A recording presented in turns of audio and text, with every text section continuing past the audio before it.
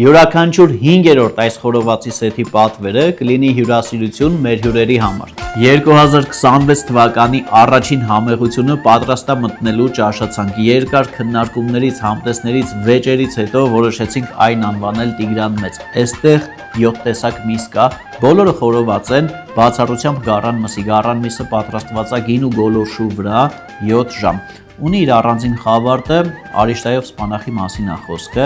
Ամենակարևորից սկսենք, բադի կրծքամիսն է, միայն սա չեմ փորձել, հիմա միայն սա եմ փորձելու։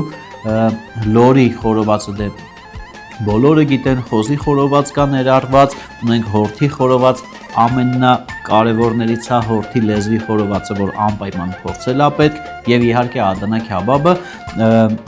Խավարտներից էլ ամառային ձևով պատրաստվում է բանջարեղենի խորովածը եւ շատ սիրված խավարտ կարտոֆիլի ճմուրը։ Փորձենք բադի կրծքամիսը, ես ինչպես ասեցի, սա չեմ փորձել։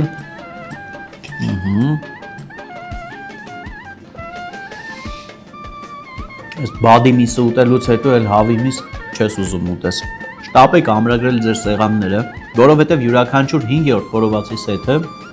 լինելու է հյուրասիրություն եռանկյունու կողմից